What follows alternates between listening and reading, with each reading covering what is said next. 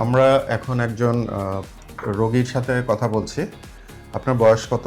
55। আপনি কি করেন? আমি সহকারী অধ্যাপক, ঢাকা মহিলা কলেজ। আচ্ছা, আপনার কি অসুখের জন্য আপনাকে নিয়মিত ওষুধ খেতে হয়? মূলত প্রেশারের জন্যই আমি নিয়মিত ওষুধ খেতে খাই, প্রেশারের জন্য। আপনার কি ডায়াবেটিস আছে? ডায়াবেটিস এখন আছে কিনা বলতে পারবো না, আমার আগে ছিল না ডায়াবেটিস। থাইরয়েডের সমস্যা আছে? থাইরয়েডের সমস্যা আছে, গত 2 বছর আগে ধরা পড়ছে এটা। কতদিন থেকে আপনি প্রেশারের ওষুধ খান? আমি প্রেশার ওষুধ খাচ্ছি 5-7-8 বছর, না 7-8 বছর। আপনার পরিবারে আর কারো কি প্রেশার আছে? আছে। যাদের সাথে রক্তের সম্পর্ক জি, এরকম? আছে। তারাও ওষুধ খান জি, নিয়মিত? জি, নিয়মিত খানটা। আচ্ছা, কারো কি হার্টের অসুবিধা আছে? হার্টের অসুবিধা নাই। কিংবা কারো হার্ট অ্যাটাক হয়েছে এরকম না, কিছু? না, না। আচ্ছা, আপনি প্রেশারের জন্য কয়টা ওষুধ খান? প্রেশারের ওষুধ জন্য 2টা ওষুধ খাই। রাত্রে খাই ডিসডোল প্লাস 5, হ্যাঁ। আর সকালে খাই পোলমেজেস্ট AM 5/40। আপনার কি এটাতে প্রেশার নিয়ন্ত্রণে থাকে? আমি নিয়মিত চেক আপটা করি না। নিয়মিত মানে কখনোই আমি চেক আপ করি না। একটু মনোবল একটু আসছে, আমার কিছু হবে না ইনশাল্লাহ, এই একটা আচ্ছা, বিশ্বাস, আত্মবিশ্বাস। ওষুধ নিয়মিত খান তো? ওষুধ নিয়মিত খাওয়া হয় মাঝে মধ্যে, ধরেন 2 মাস বা 3 মাস নিয়মিত খেলাম, তারপরে আবার ডিসকন্টিনিউ হয়ে গেল, হয়তো 5-7 দিন খাই না, ঠিক খাওয়া হয় না। খাওয়া হয় না এই কারণেই যে হ্যাঁ। আমি আসলে শুদ্ধভাবে একবারে কেনা হয় না, মাঝে মধ্যে কিনিও, মানে একটু ডিসকন্টিনিউ হয় ওষুধ খাওয়ার মধ্যে। আলসেমি কিংবা?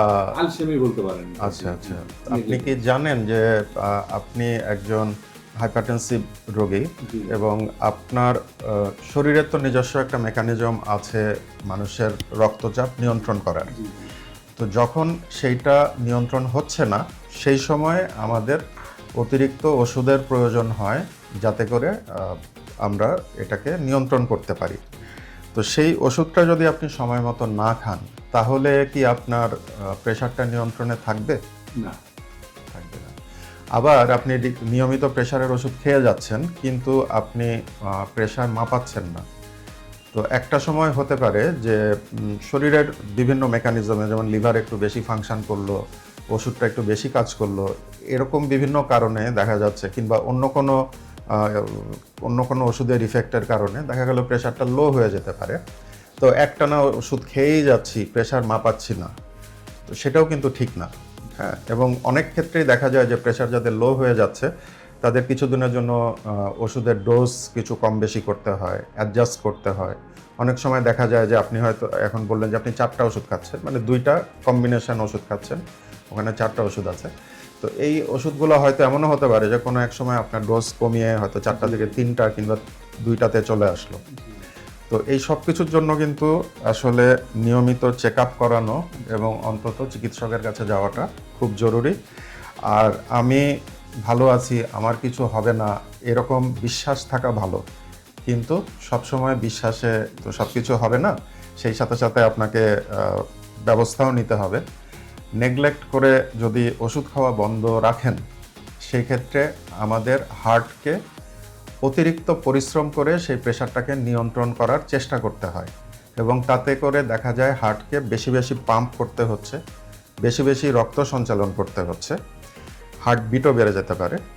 এবং এইটা হয়তো হার্ট 1 দিন 2 দিন 1 মাস 2 মাস 6 মাস এটাকে অ্যাডজাস্ট করবে, কিন্তু এর থেকে বেশি হয়ে গেলে দেখা যাবে অতিরিক্ত পরিশ্রমের ফলে হার্টের সাইজ বড় হয়ে যাবে, এবং আপনার 10 বছরে হার্টের যে পরিবর্তনটা আসার কথা ছিল সেই পরিবর্তন হয়তো 2 বছরেই এসে যাবে।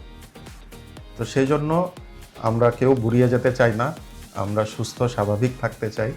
খাদ্যাভ্যাস পরিবর্তন, লবণ কম খাওয়া, তামাক জাতীয় জিনিস, জর্দা এগুলো না খাওয়া, চর্বি জাতীয় খাবার না খাওয়া, স্ট্রেস কমানো, ওজন নিয়ন্ত্রণে রাখা, এগুলোর মাধ্যমেও হতে পারে। আবার ঔষধ, সেই সাথে সাথে নিয়মিত হাঁটা, সেগুলোর মাধ্যমেই হতে পারে। সর্বোপরি সব কিছু মিলিয়ে যাতে আমরা সুস্থ থাকি সেই চেষ্টাই আমাদেরকে করা উচিত। এবং ওজনের ব্যাপারেও আপনার সম্ভবত BMI অনুযায়ী ওজনটাও আপনাকে আরেকটু নিয়ন্ত্রণ করতে হবে।